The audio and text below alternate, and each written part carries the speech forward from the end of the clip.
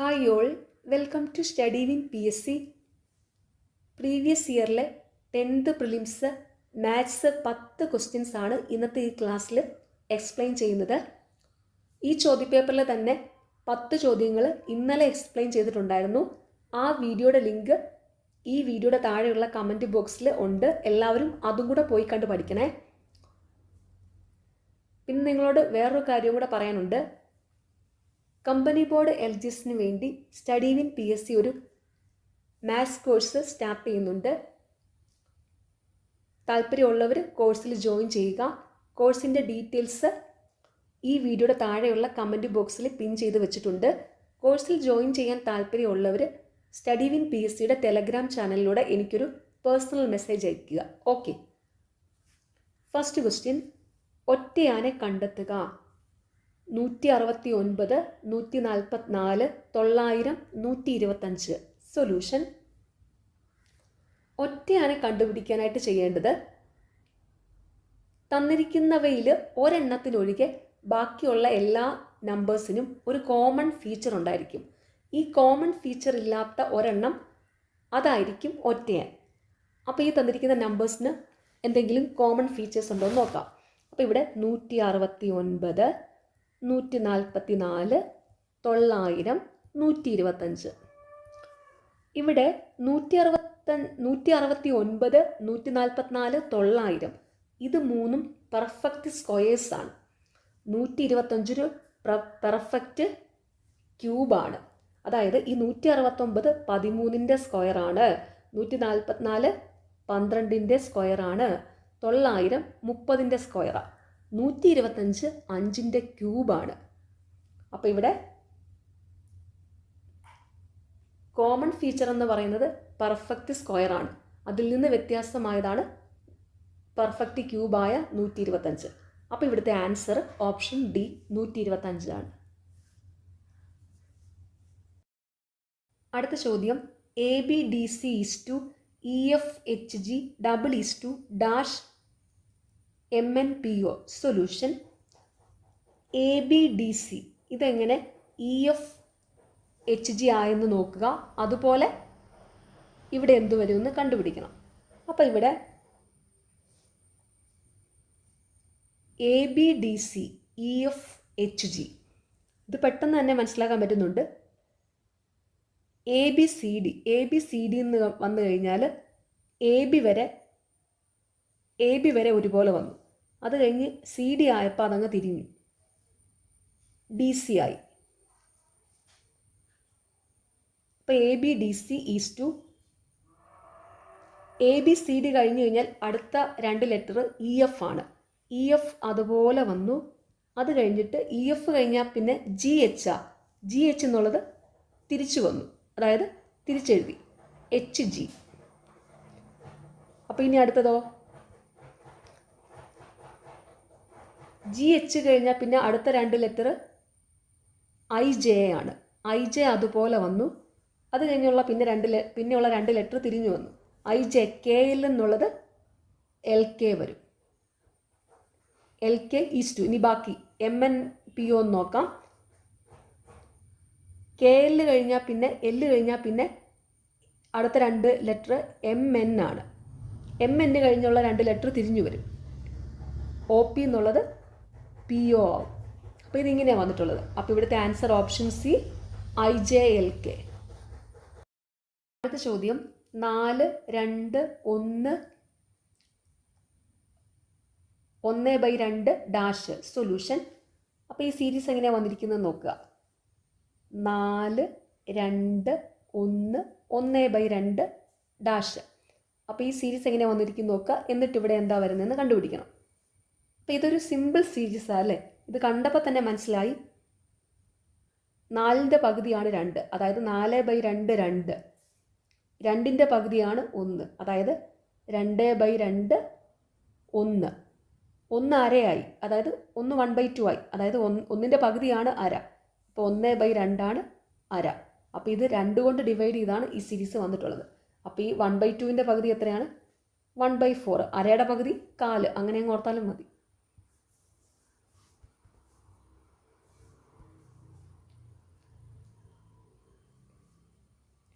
1/4. ഈ സീരീസ് ഒക്കെ ഒന്നുകിൽ ആഡ് ചെയ്ത് വരാം, സബ്ട്രാക്ട് ചെയ്ത് വരാം, മൾട്ടിപ്ലൈ ചെയ്ത് വരാം, ഡിവൈഡ് ചെയ്ത് വരാം, ചിലപ്പോൾ സ്ക്വയർ ആയിരിക്കും, ചിലപ്പോൾ ക്യൂബ് ആയിരിക്കും.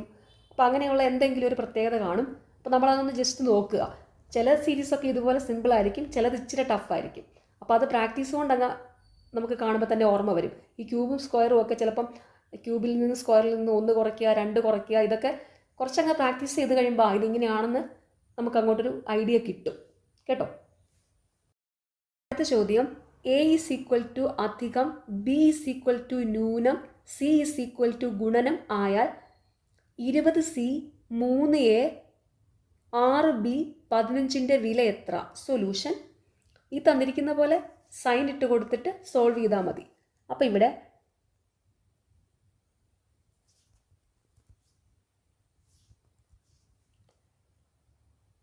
20C 3A 6B 15 സൈൻ ഇട്ട് കൊടുക്കാം. A അധികം, B ന്യൂനം, C ഗുണനം. അപ്പോൾ ഇത് 20 × 3 + 6 - 15 എന്ന് വരും. ഇനി ഇത് സോൾവ് ചെയ്യുക. കാൽക്കുലേഷൻസ് എല്ലാം സോൾവ് ചെയ്യേണ്ടത് ബോട്ട്മാസ് റൂൾ വെച്ചിട്ടാണ്. BODMAS, bracket of division, multiplication, addition, subtraction. അതായത് ബ്രാക്കറ്റിൽ എന്തെങ്കിലും കാൽക്കുലേഷൻ ഉണ്ടെങ്കിൽ അത് ആദ്യം ചെയ്യണം. എല്ലാ കാൽക്കുലേഷൻസും ചെയ്യേണ്ടത് ആദ്യം ഡിവിഷൻ ചെയ്യണം, പിന്നെ മൾട്ടിപ്ലിക്കേഷൻ, പിന്നെ അഡീഷൻ, പിന്നെ സബ്ട്രാക്ഷൻ. ഈ ഒരു ഓർഡറിൽ വേണം. അപ്പോൾ ഇവിടെയുള്ള സൈനുകൾ മൾട്ടിപ്ലിക്കേഷൻ, അഡീഷൻ, സബ്ട്രാക്ഷനാണ്. അപ്പോൾ ഇവിടെ ആദ്യം ചെയ്യേണ്ടത് മൾട്ടിപ്ലിക്കേഷനാണ്. അപ്പോൾ ഇവിടെ 20 × 3 60. ഇനി അപ്പോൾ അത് 60 + 6 - 15 എന്ന് കിട്ടി. അപ്പോൾ ഇനി ഇവിടെ ചെയ്യേണ്ടത് അഡീഷനാണ്. അപ്പോൾ 60 + 6 66. അപ്പോൾ ഇനി 66 - 15 = 51. 51 ആൻസർ, ഓപ്ഷൻ ഡി. അടുത്ത ചോദ്യം, അരുൺ ഒരു വരിയിൽ മുന്നിൽ നിന്ന് 17ാമതും പിന്നിൽ നിന്ന് 14ാമതുമായാൽ ആ വരിയിലെ ആകെ ആളുകളുടെ എണ്ണം എത്ര? സൊല്യൂഷൻ. ഈ ഒരു ടൈപ്പ് ക്വസ്റ്റ്യൻ PSCയുടെ 10th ലെവലിലുള്ള മിക്ക ക്വസ്റ്റ്യൻ പേപ്പറിലും ഉള്ള ഒരു ചോദ്യമാണ്. ഇതിൻ്റെ ഉത്തരം കണ്ടുപിടിക്കാനും വളരെ ഈസിയാണ്. ഈ ഒരു ചോദ്യം മിക്കവാറും എല്ലാ ക്വസ്റ്റ്യൻ പേപ്പറിലും കാണാറുണ്ട്. അപ്പോൾ ഇതിൻ്റെ സൊല്യൂഷൻ എങ്ങനെയാണ്? ഇവിടെ 2 ഓപ്പോസിറ്റ് ഡയറക്ഷനിലുള്ള പൊസിഷൻസ് തന്നിട്ട് ടോട്ടൽ കണ്ടുപിടിക്കാനാണ് ചോദ്യം. ഇവിടെ കണ്ടോ, മുന്നിൽ നിന്നും പിന്നിൽ നിന്നും 2 ഓപ്പോസിറ്റ് ഡയറക്ഷനാണ്. ടോട്ടലാണ് കണ്ടുപിടിക്കേണ്ടത്, ആകെ ആളുകളുടെ എണ്ണം. ഇങ്ങനെ 2 ഓപ്പോസിറ്റ് ഡയറക്ഷനിലുള്ള പൊസിഷൻസ് തന്നിട്ട് ടോട്ടൽ കണ്ടുപിടിക്കാനായിട്ട് ചെയ്യേണ്ടത് ഈ 2 ഓപ്പോസിറ്റ് ഡയറക്ഷനിലുള്ള പൊസിഷൻസ് തമ്മിൽ ആഡ് ചെയ്യുക, അതിൽ നിന്ന് 1 കുറയ്ക്കുക.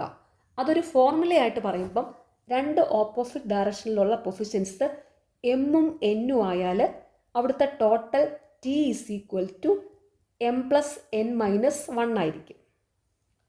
അപ്പോൾ ഇവിടെ m 17ഉം n 14ആയിട്ട് കൊടുക്കാം. അപ്പോൾ ടോട്ടൽ T = 17 + 14 - 1. 17ഉം 14ഉം 31, 31ൽ നിന്ന് 1 പോയാൽ 30. Answer option A, 30. അടുത്ത ചോദ്യം, 10 വർഷം മുമ്പ് അച്ഛൻ്റെ പ്രായം മകൻ്റെ പ്രായത്തിൻ്റെ 4 മടങ്ങായിരുന്നു. ഇപ്പോൾ മകൻ്റെ പ്രായം 24 വയസ്സാണെങ്കിൽ അച്ഛൻ്റെ ഇപ്പോഴത്തെ വയസ്സ് എത്ര? സൊല്യൂഷൻ. ഇവിടെ അച്ഛൻ്റെ ഇപ്പോഴത്തെ വയസ്സാണ് കണ്ടുപിടിക്കേണ്ടത്. മകൻ്റെ ഇപ്പോഴത്തെ വയസ്സ് തന്നിട്ടുണ്ട്, 24 വയസ്സ്. അച്ഛൻ്റെ വയസ്സ് കണ്ടുപിടിക്കാനായിട്ട് മകൻ്റെ വയസ്സും പിന്നെ ഒരു ക്ലൂവും കൂടെ തന്നിട്ടുണ്ട്. 10 വർഷം മുമ്പ് അച്ഛൻ്റെ പ്രായം മകൻ്റെ പ്രായത്തിൻ്റെ 4 മടങ്ങായിരുന്നു. 10 വർഷം മുമ്പ് അച്ഛൻ്റെ പ്രായം മകൻ്റെ പ്രായത്തിൻ്റെ 4 മടങ്ങ്. അതായത് മകന് X വയസ്സാണെങ്കിൽ അച്ഛന് 4X വയസ്സായിരിക്കും. എപ്പോഴാ? 10 വർഷം മുമ്പ്. അപ്പോൾ ഇവിടെ മകൻ്റെ ഇപ്പോഴത്തെ പ്രായം 24 വയസ്സാണ്. അപ്പോൾ 10 വർഷം മുമ്പ് മകൻ്റെ പ്രായം എത്രയാണ്? 24 - 10, 14 വയസ്സാണ് 10 വർഷം മുമ്പ് മകനുള്ളത്. അപ്പോൾ ഈ എക്സ് എത്രയാണ്? 14 ആണ്.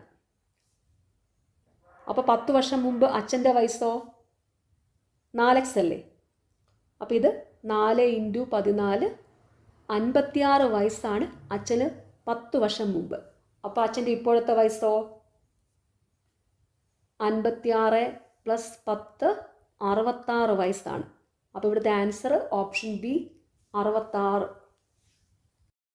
അടുത്ത ചോദ്യം, അനിൽ 40 മീറ്റർ കിഴക്ക് ദിശയിലേക്ക് നടന്ന ശേഷം വലത്തോട്ട് തിരിഞ്ഞ് 50 മീറ്റർ നടന്നു. പിന്നീട് ഇടതുവശത്തേക്ക് 40 മീറ്റർ നടന്നു. ഇപ്പോൾ അയാൾ പുറപ്പെട്ട സ്ഥലത്ത് നിന്നും ഏത് ദിശയിലാണ് ഉള്ളത്? സൊല്യൂഷൻ. ഇതൊരു ഡയറക്ഷൻ പ്രോബ്ലം ആണ്. അപ്പോൾ ആദ്യം ഡയറക്ഷൻ എന്താണെന്നൊന്ന് മനസ്സിലാക്കാം.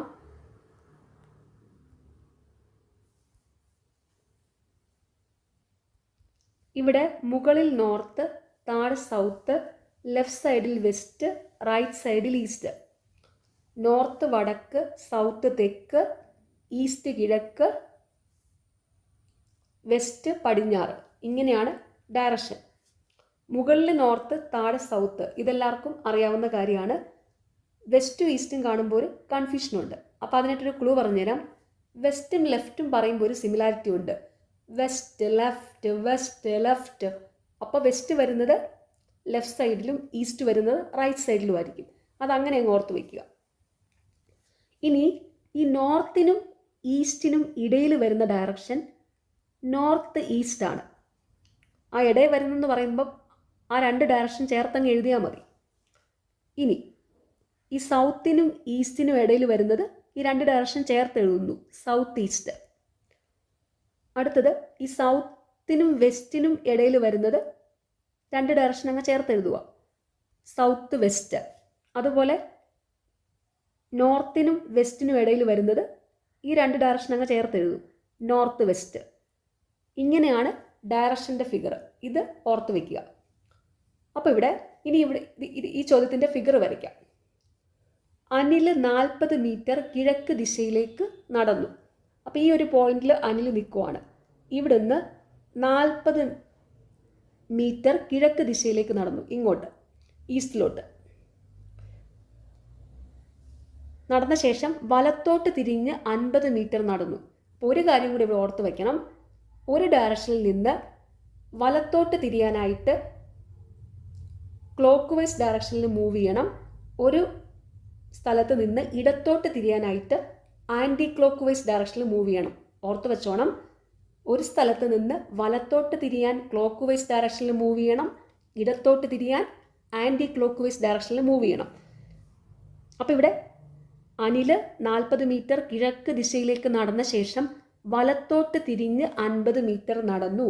അപ്പോൾ ഇവിടുന്ന് വലത്തോട്ട് 50 മീറ്റർ, അതായത് ക്ലോക്ക് വൈസ് ഡയറക്ഷനിൽ 50 മീറ്റർ. പിന്നീട് ഇടത്തുവശത്തേക്ക് 40 മീറ്റർ നടന്നു. അപ്പോൾ ഇവിടുന്ന് ഇടതുവശത്തേക്ക് എന്ന് പറയുമ്പോൾ ആൻറ്റി ക്ലോക്ക് വൈസ് ഡയറക്ഷനിൽ 40 മീറ്റർ.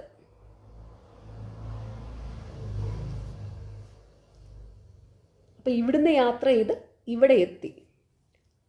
ഇപ്പോൾ അയാൾ പുറപ്പെട്ട സ്ഥലത്ത് നിന്ന് ഏത് ദിശയിലാണുള്ളത്? അപ്പോൾ ഇവിടുന്ന് യാത്ര തുടങ്ങി ഇവിടെ എത്തി. അപ്പോൾ ഈ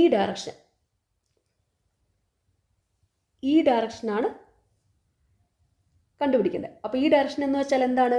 ഇത് കണ്ടോ, സൗത്ത് ഈസ്റ്റ് ആണ്, സൗത്ത് ഈസ്റ്റ് ഡയറക്ഷൻ. അതായത് സൗത്ത് ഈസ്റ്റ് എന്ന് വെച്ചാൽ തെക്ക് കിഴക്ക്. തെക്ക് കിഴക്കാണ് ആൻസർ, ഓപ്ഷൻ ഡി.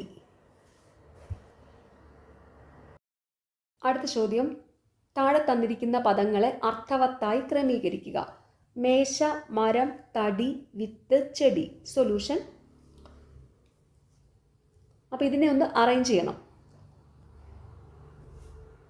മേശ, മരം, തടി, വിത്ത്, ചെടി. അപ്പോൾ ഇവിടെ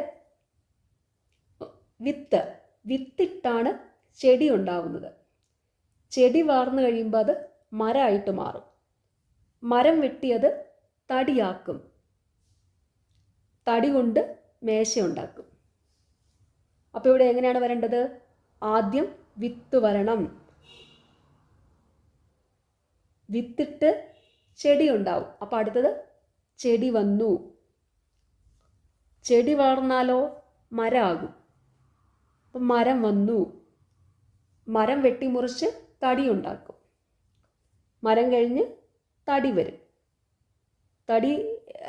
തടി കൊണ്ട് മേശ ഉണ്ടാക്കും. തടി കഴിഞ്ഞാലോ മേശ.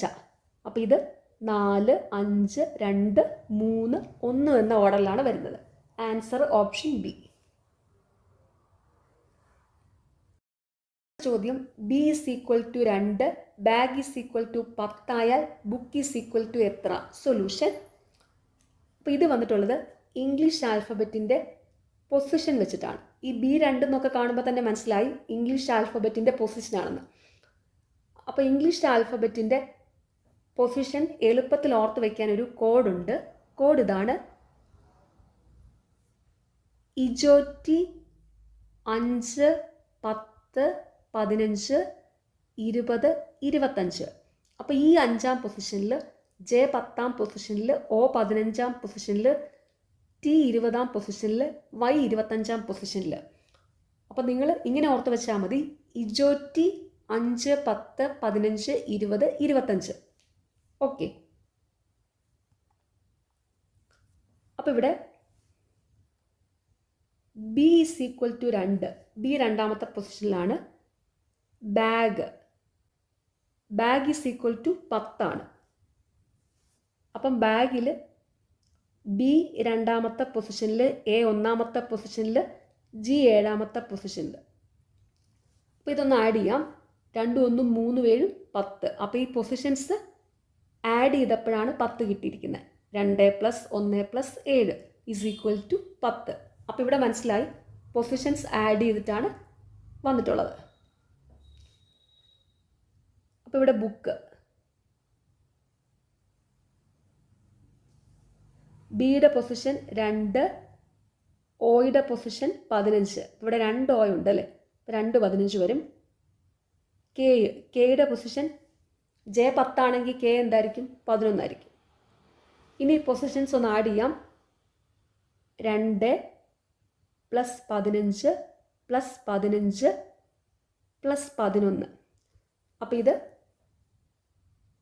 15ഉം 15ഉം 30, 30ഉം 11ഉം 41, 41ഉം 2ഉം 43. ബുക്ക് ഈസ് ഈക്വൽ ടു 43 ആണ് ആൻസർ ഓപ്ഷൻ എ.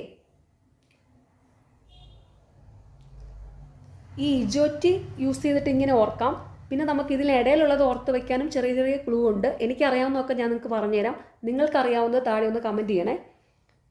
ഇപ്പം G ആണെങ്കിൽ, G ഇങ്ങനെയല്ലേ, ഇതാണ് Gയുടെ ഷേപ്പ് അല്ലേ, ഇതാണല്ലോ G. അപ്പോൾ ഈ Gയുടെ കണ്ടോ, ഇവിടെ ഇത് നോക്കിയാൽ ഒരു 7 ഷേപ്പ് കിട്ടുന്നില്ലേ? G കണ്ടോ, ഈ ഭാഗം കണ്ടോ, ഒരു 7 ഷേപ്പ് കിട്ടുന്നില്ലേ? അപ്പോൾ നമുക്ക് മനസ്സിലാക്കാൻ പറ്റും Gയുടെ പൊസിഷൻ 7 ആണെന്ന്. അതുപോലെ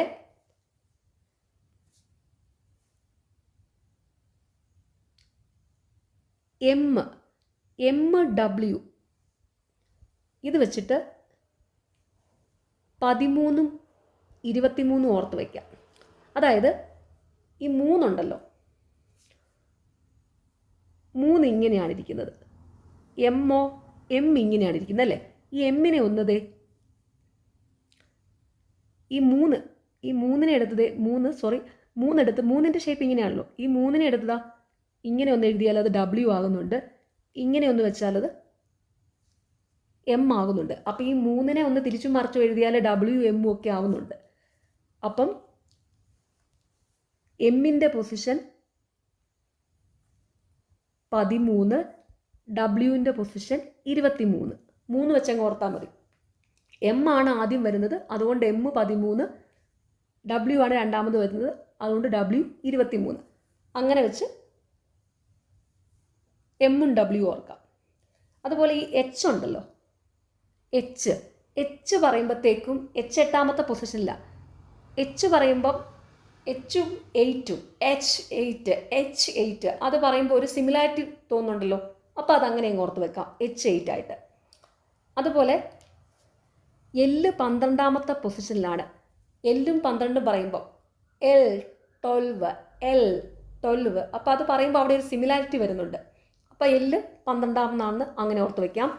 പിന്നെ T-യും 20യും പറയുമ്പോൾ ഒരു സിമിലാരിറ്റി ഉണ്ട്, പക്ഷേ T നമുക്ക് ഇജോറ്റിക്കകത്തുനിന്ന് ഓൾറെഡി അറിയാം T20 ആണെന്ന്. അപ്പോൾ അങ്ങനെയൊക്കെ ഉള്ള ഓരോ ക്ലൂ ഒക്കെ ഇട്ട് ഇത് ഓർത്ത് വയ്ക്കാൻ പറ്റും. J10 ആണെങ്കിൽ ജെയുടെ തൊട്ടടുത്തുള്ള K11 ആണെന്നറിയാം. J10 ആയതുകൊണ്ട് ജെയുടെ തൊട്ട് പുറകിലുള്ള I9 ആണെന്നറിയാം. IJ എന്നല്ലേ വരുന്നത്. അങ്ങനെയൊക്കെ ഇത് ഓർത്ത് വയ്ക്കാൻ പറ്റും. അപ്പോൾ ഞാൻ കുറച്ച് ക്ലൂ ഒക്കെ പറഞ്ഞു തന്നിട്ടുണ്ട്. ഇനി നിങ്ങൾക്ക് എന്തെങ്കിലുമൊക്കെ ക്ലൂ ഒക്കെ ഇങ്ങനെ ഈ പൊസിഷൻ ഓർത്ത് വയ്ക്കാൻ അറിയാമെങ്കിൽ അത് താഴെ ഒന്ന് കമൻറ്റ് ചെയ്യണം കേട്ടോ. ഇതൊക്കെ ഞാൻ സ്വന്തമായിട്ടുണ്ടാക്കിയ ഓരോ ക്ലൂകളാണ്. അപ്പോൾ നിങ്ങൾക്കും അറിയാവുന്ന ക്ലൂ നിങ്ങൾ സ്വന്തമായിട്ടുണ്ടാക്കിയതോ നിങ്ങൾ എവിടെന്നെങ്കിലും കേട്ടിട്ടുള്ളതൊക്കെ ആണെങ്കിൽ താഴെ ഒന്ന് കമൻറ്റ് ചെയ്യണം കേട്ടോ. ലാസ്റ്റ് ക്വസ്റ്റ്യൻ, താഴെ കൊടുത്തിരിക്കുന്ന വാക്കുകളെ ഇംഗ്ലീഷ് നിഘണ്ടുവിലെ പോലെ ക്രമീകരിച്ചാൽ 4ാമത് വരുന്ന വാക്കേത്? സൊല്യൂഷൻ. ഒരു ഡിക്ഷണറിയിൽ വാക്കുകളെ അറേഞ്ച് ചെയ്തിരിക്കുന്നത് ആൽഫബറ്റിക്കൽ ഓർഡറിലാണ്. അപ്പോൾ ഈ വാക്കുകളെ ആൽഫബറ്റിക്കൽ ഓർഡറിൽ അറേഞ്ച് ചെയ്താൽ 4ാമത് വരുന്ന വാക്ക് ഏതെന്ന് കണ്ടുപിടിക്കണം. അപ്പോൾ ഈ വാക്കുകളെ ഒന്ന് അറേഞ്ച് ചെയ്യാം. തന്നിട്ടുള്ള വാക്കുകൾ ഇതൊക്കെയാണ്: ക്ലൗഡ്, ക്ലവർ, കേബിള്, കേക്ക്. അപ്പോൾ ഈ 4 വാക്കുകളിലും ഫസ്റ്റ് ലെറ്റർ C ആണ്. C നോക്കേണ്ട ആവശ്യമില്ല. സെക്കൻഡ് ലെറ്റർ ക്ലൗഡിൽ L, ക്ലവറിൽ L, കേബിളിൽ A, കേക്കിൽ A. അപ്പോൾ ഇവിടെ A കഴിഞ്ഞിട്ടാണ് L വരേണ്ടത്. അപ്പോൾ ഇവിടെ കേബിളും കേക്കും ആയിരിക്കും 1ഉം 2ലും ഉള്ളത്. ഇനി ഇതിലേതാണ് 1ഉം 2ഉം നോക്കാം. അപ്പോൾ ഇനി ഇവിടുത്തെ 3ാമത്തെ ലെറ്റർ കേബിളിലാണെങ്കിൽ B ആണ്, കേക്കിലാണെങ്കിൽ K ആണ്. B കഴിഞ്ഞാണ് K വരേണ്ടത്. അപ്പോൾ ഇവിടെ 1ാമത് വരുന്നത് കേബിള്, 2ാമത് വരുന്നത് കേക്ക്. ഇനി 3ഉം 4ഉം ഏതൊക്കെയാണെന്ന് നോക്കാം. ക്ലൗഡും ക്ലവറും ഉണ്ട്.